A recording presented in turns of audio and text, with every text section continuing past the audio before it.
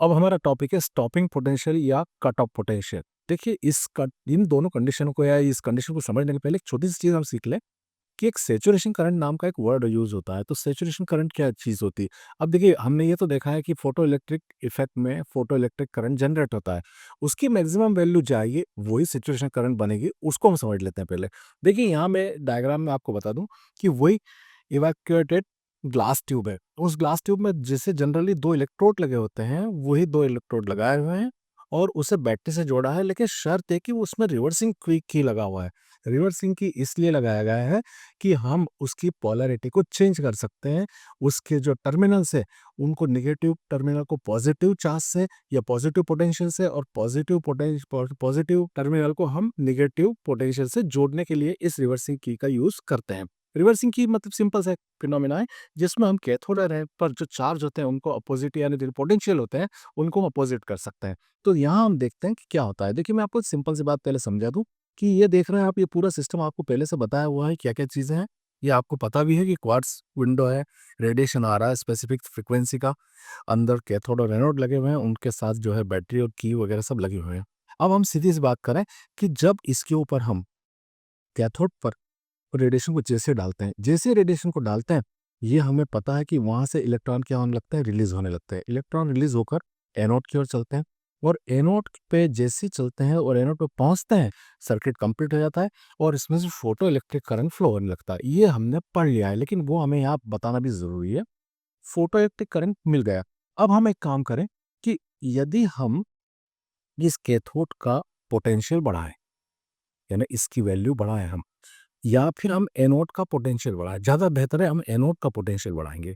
तो एनोड का पोटेंशियल बढ़ाएंगे तो क्या होगा, इस पर ज़्यादा से ज़्यादा पॉजिटिविटी या पॉजिटिव चार्ज होगा जो निगेटिव इलेक्ट्रॉन को अट्रैक्ट करने के लिए काम में आएगा। तो जैसे ही हमने इसका पोटेंशियल इंक्रीज किया, वैसे ही हम देखते हैं कि ज़्यादा नंबर में इलेक्ट्रॉन उसकी तरफ आने लगते हैं और बहुत ज़्यादा इलेक्ट्रॉन जब आने लगते हैं तो जो है फोटो इलेक्ट्रिक करंट की वैल्यू बढ़ना शुरू हो जाती है, एक लगातार रेंज में बढ़ती चली जाती है।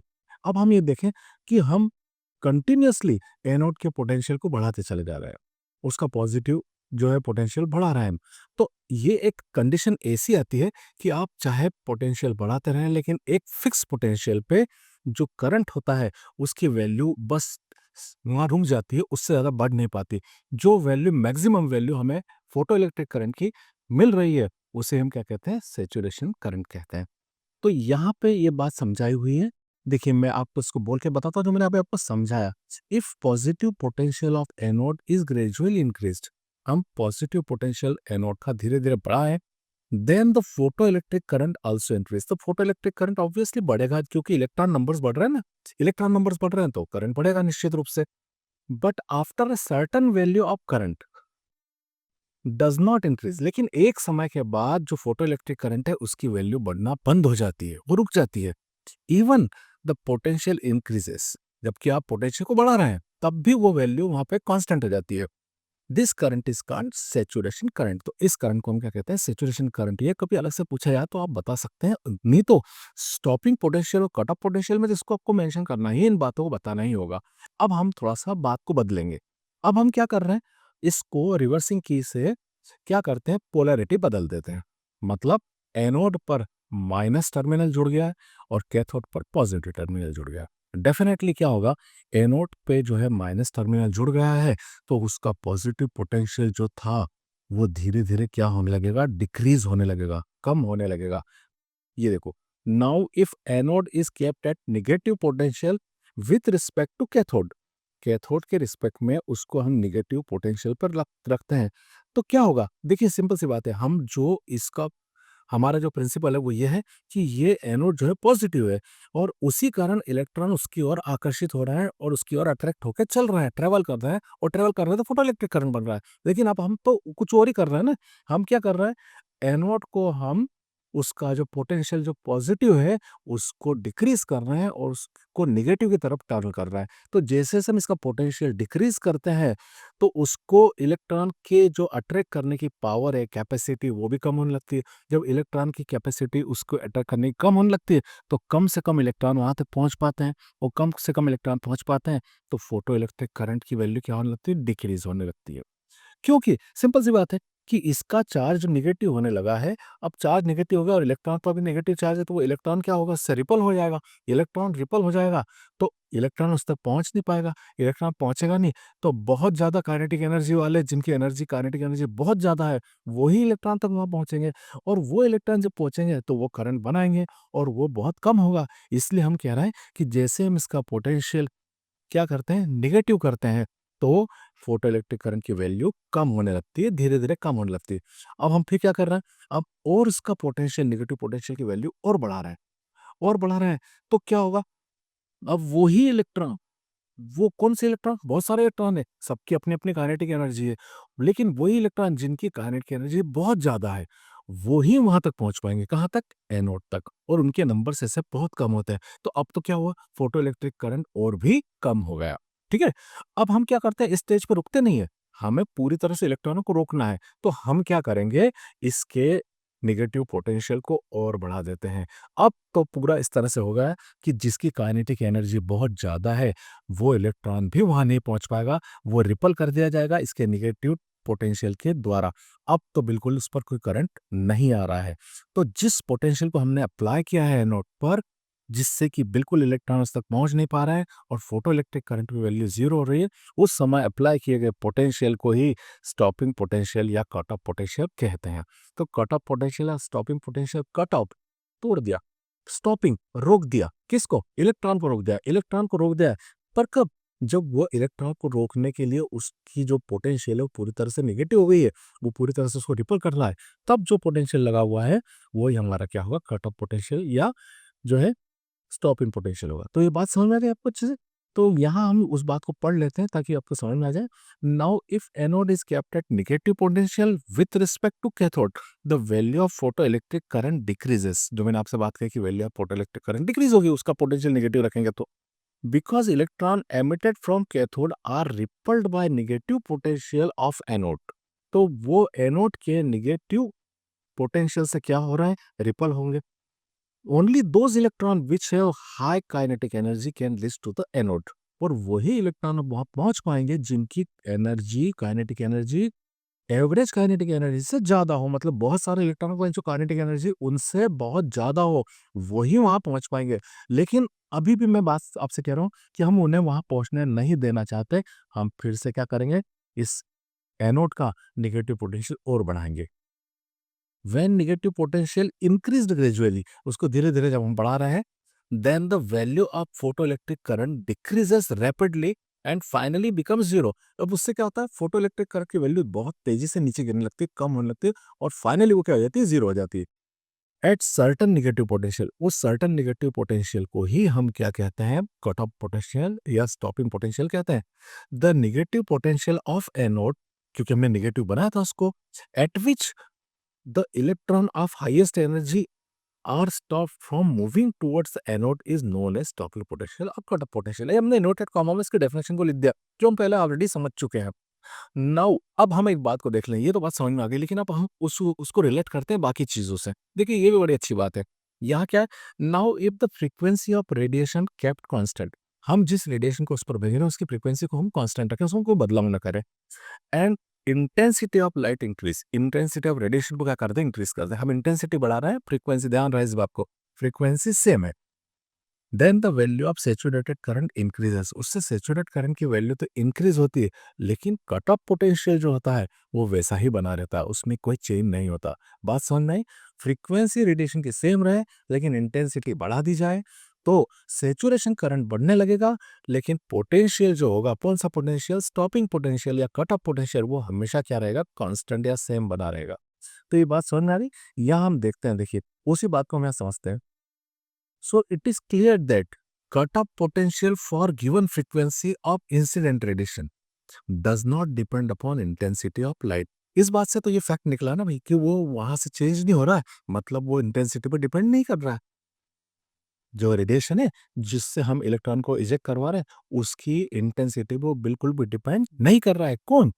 Cut off potential. तो देखिए अब यहाँ पे हम एनोड पोटेंशियल को ले रहे हैं यहाँ पे एक्स एक्स एक्सिस पे, और ये वाई एक्सिस हमारा। हम यहाँ देख रहे हैं कि इस जगह पे आप देख रहे हैं कि हमने एक इंटेंसिटी ली, I1 पहली इंटेंसिटी। इंटेंसिटी पे आप देख रहे हैं कि इंटेंसिटी पे हमने फ्रीक्वेंसी को तो कांस्टेंट रखा है, तो फ्रीक्वेंसी तो वही कांस्टेंट है देखिए, क्योंकि हमको फ्रीक्वेंसी कांस्टेंट रखना है। फ्रीक्वेंसी कांस्टेंट रखते हैं पहली इंटेंसिटी पे, तो भी हमें कर्व मिल रहा है। फिर हम इंटेंसिटी को बढ़ा रहा है, देखिए इंटेंसिटी बढ़ रही है, आप देख रहे हैं यहाँ पे, और अधिक बढ़ा रहे हैं, इंटेंसिटी बढ़ती चली जा रही है ना, I1, I2, I3। यहाँ पे हम इंटेंसिटी बढ़ते हुए रेंज में ले रहे हैं। I3 is greater then I2, I2 is greater then I1।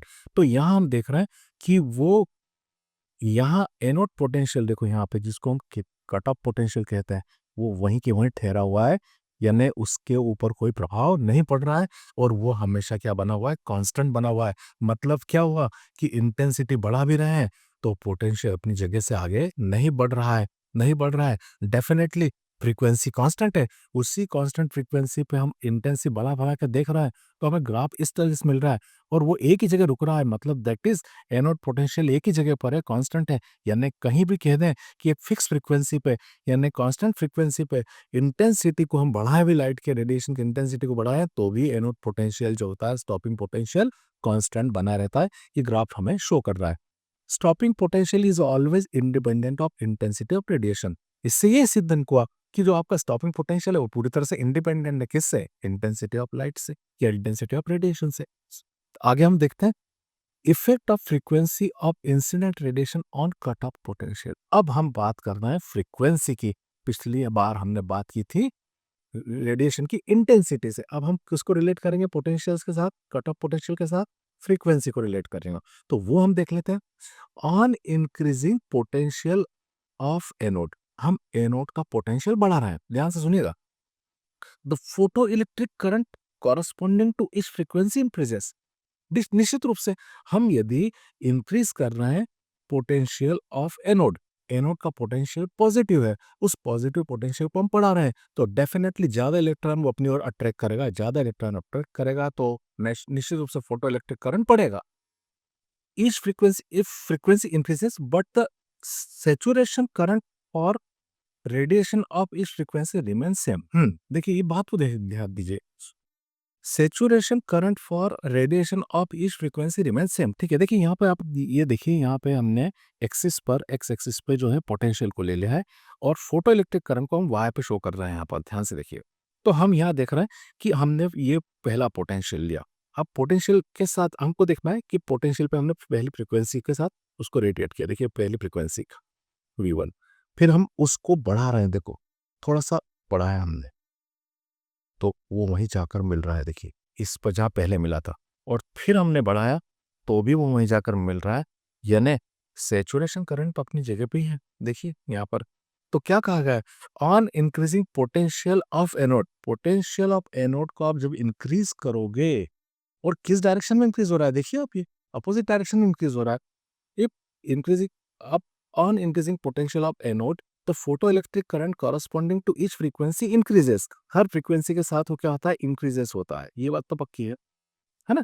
लेकिन but the saturation current for radiation of each frequency remain same. लेकिन सेचुरेशन करंट देखिए वहीं के वहीं है, उसकी वैल्यू चेंज नहीं हो पा रही है। यानी हम यहाँ देख पा रहे हैं कि सेचुरेशन करंट कहीं भी इस तरह से फ्रीक्वेंसी पर डिपेंड नहीं कर रहा है। तो यहाँ क्या देख रहे हैं हम लोग? ये ग्राफ का अपना डायरेक्शन थोड़ा सा चेंज हो जाता है। तो ये बात आपको आई थिंक समझ में आ गई होगी। अब देखिए graph between frequency of radiation and maximum kinetic energy, that's it. देखिए यहाँ पर भी बात को समझना है। ग्राफ को हम समझेंगे इस ग्राफ को, लेकिन इस ग्राफ को समझने के पहले पहले इसके स्टेटमेंट पे अपन थोड़ा सा एक कंसंट्रेशन कर लें, ताकि ये बात समझ में आ जाएगी कि ये निगेटिव डायरेक्शन में क्यों बढ़ते हुए हमें दिखाई दे रहा है, और क्यों इन दोनों के बीच में रिलेशन जो मैक्सिमम काइनेटिक एनर्जी और फोटो इलेक्ट्रॉन से और फ्रीक्वेंसी किस तरह से रिलेट कर जाती हैं।